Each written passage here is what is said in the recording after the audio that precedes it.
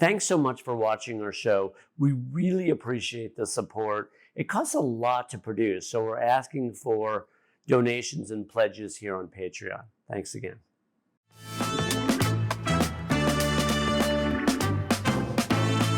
Welcome back to See It and Feel It with Dr. Brett.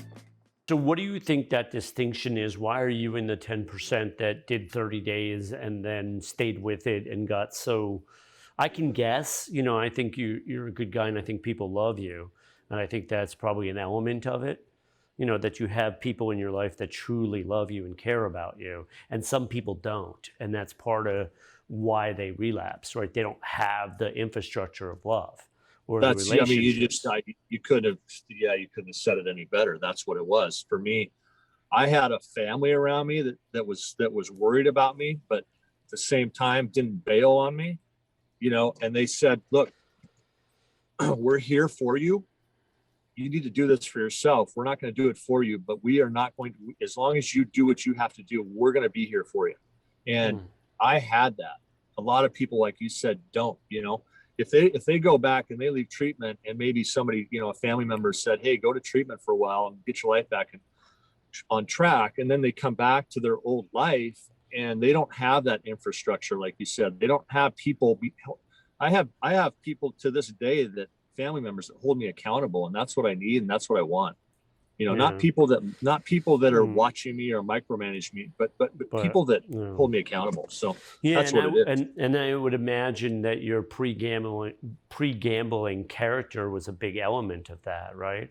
I would imagine that you contributed to a fair amount of lives prior to getting all caught up and messed up and off track and yeah, I think you're around. I was around my wife enough. Obviously she married me for, there was a reason she married me. She saw the kind of father that I could be. There were certainly moments during the worst days of my gambling addiction where I still was a really good father at times and a good husband at times, even though I was lying and misleading and manipulating my wife because I was so sick. But they did see those sides of me. And so, I think that's got to be a large part of it for sure.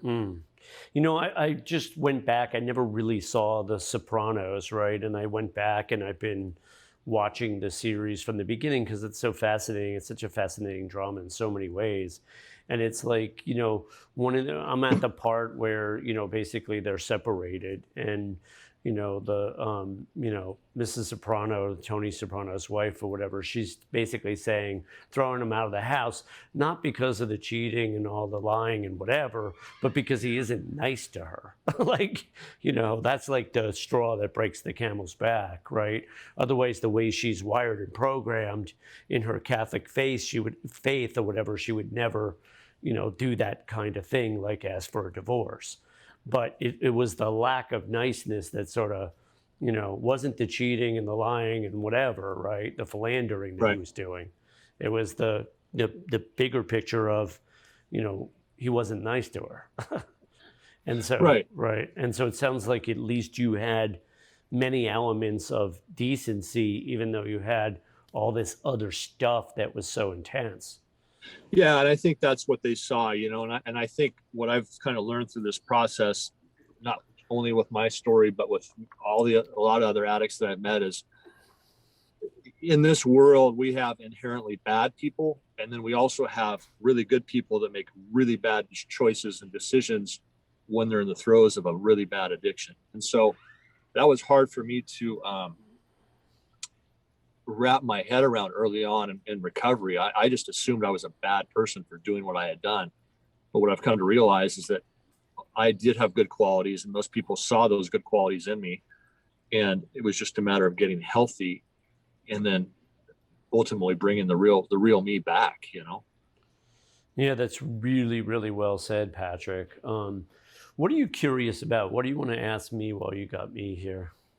Well, one question I have for you is, you asked me early on too, what got you into you deal with a lot of athletes, right? What drew you to that?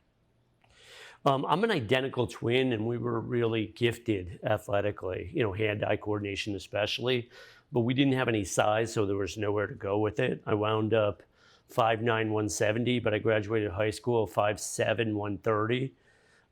So, the sports world is where I'm most comfortable. Give me a basketball, a baseball, a golf club or whatever, or even a tennis racket, and I'm, sort of blissed out. And so when I'm around athletes, I'm super happy. The psychology world was more complicated. I went and originally and got a doctorate in clinical psych, and then turned myself into more of a life coach, sports psychologist over time because, I learned how to be more creative and focus on the things I like.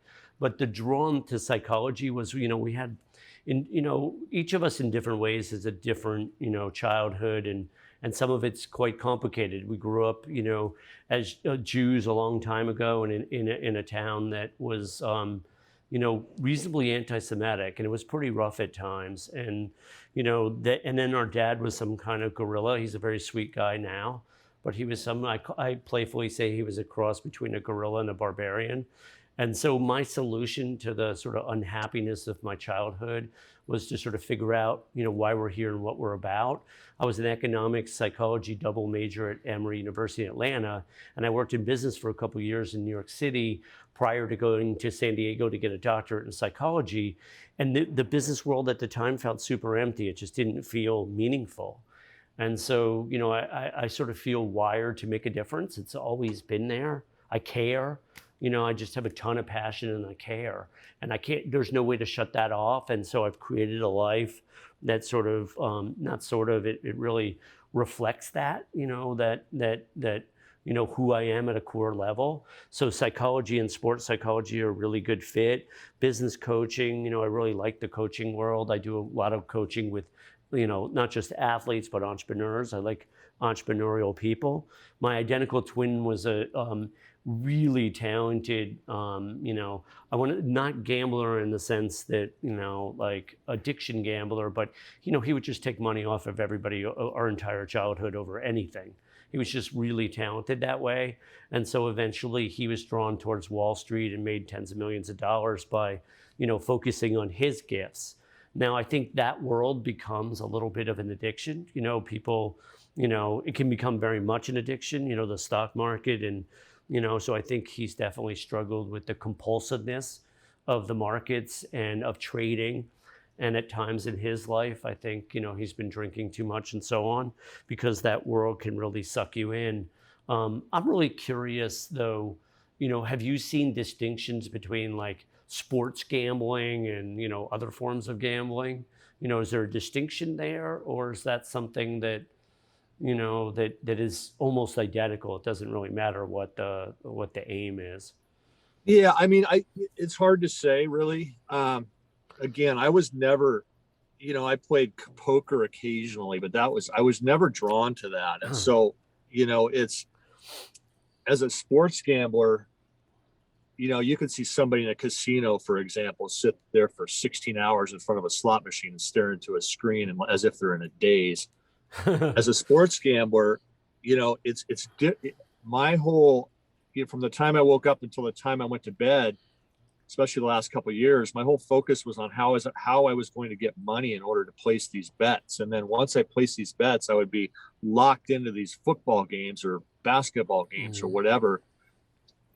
And it just, I wasn't even able to be coherent or in the real world with my family or communicate on a normal level, because I'm consumed with this game. But once this game's over, I can go back to being dad or husband for a few hours and then go back, so it's just kind of this back and forth of just turning things off and then turning them back on and that sort of thing.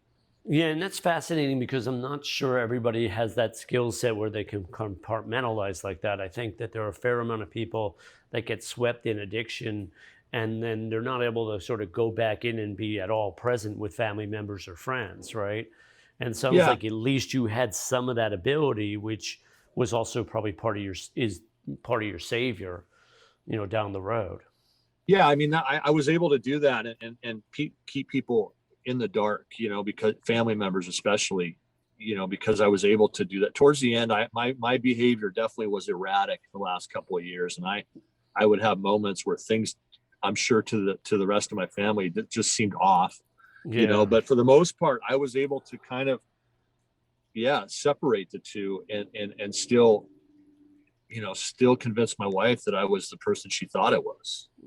Yeah, I just watched an interview with the real life Donnie Brasco, right? And so, his ability to compartmentalize was extraordinary, right? To go into deep cover for 6 years and, and play the sort of dual role where he would go back into his family just every, few months or every 6 months.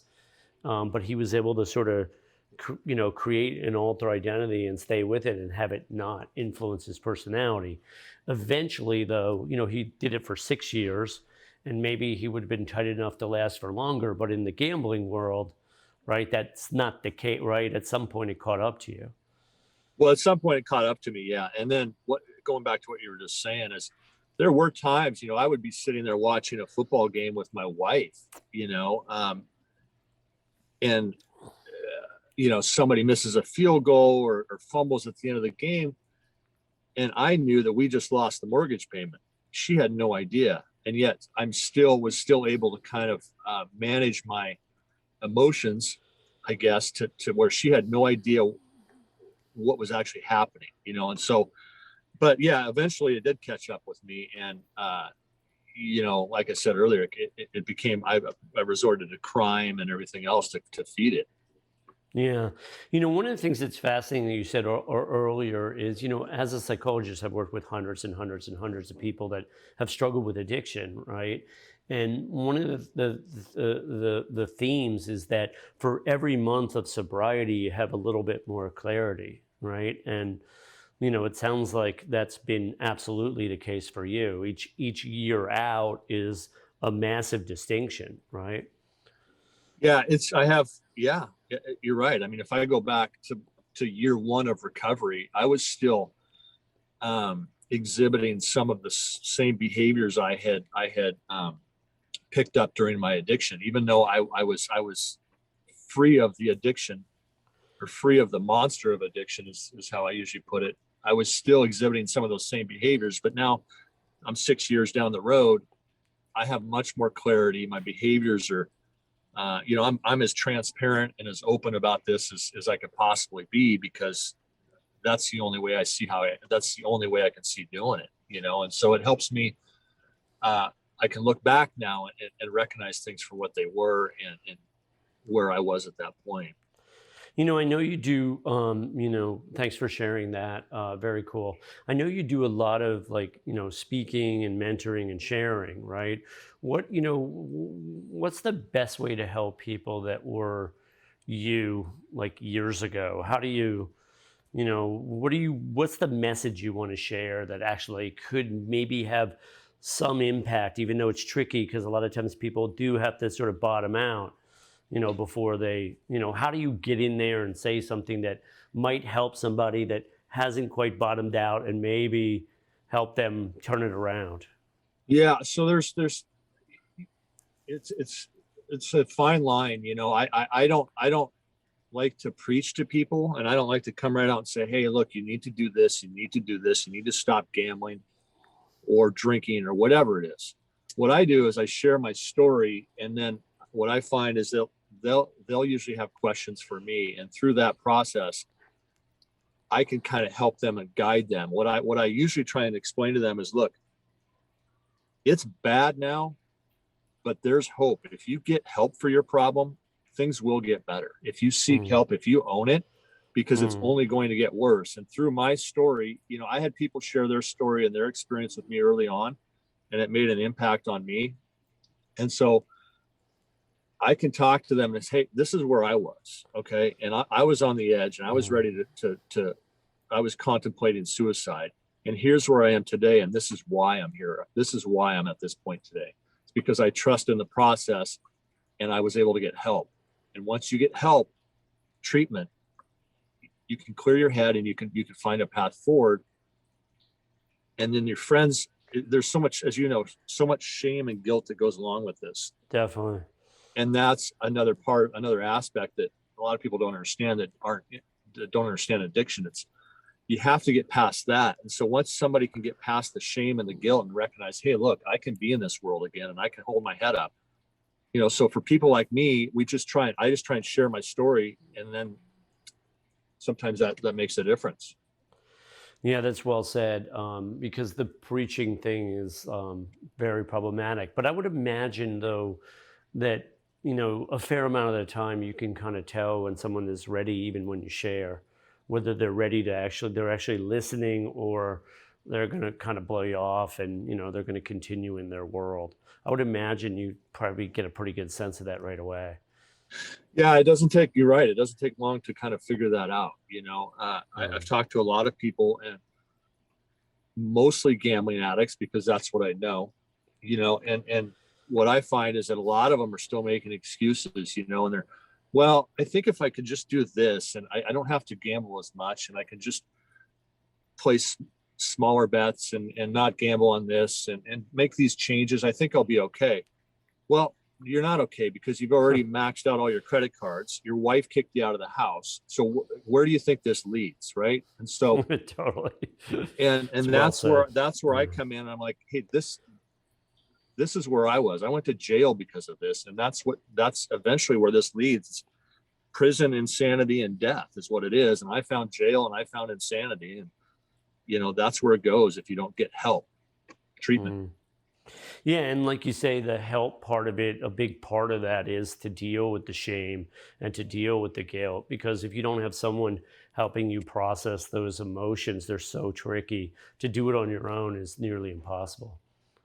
It's really hard. It's really hard. And I fought that, the first year or two. I was afraid to go to the grocery store, for fear of seeing somebody I would know. And, I had so much shame and guilt. But there comes a point, if you stick with this, if you stick with recovery and whatever your program is, I went through a 12-step based program, but there are a lot of different ways to do it. And I don't think there's any set right way, but whatever works for you, if you stick with it, you'll get past that, and you can move forward, and you can look somebody in the eye and you say, hey, you know what?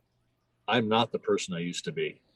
Fantastic. I think that's a really good summary for us to wrap up on. Patrick Chester, it's been an absolute pleasure. I really appreciate your openness and your willingness to share, and your sincerity. It's very cool, and I know this message will resonate at least with some, and that actually will make a difference. So thank you so much for joining us today.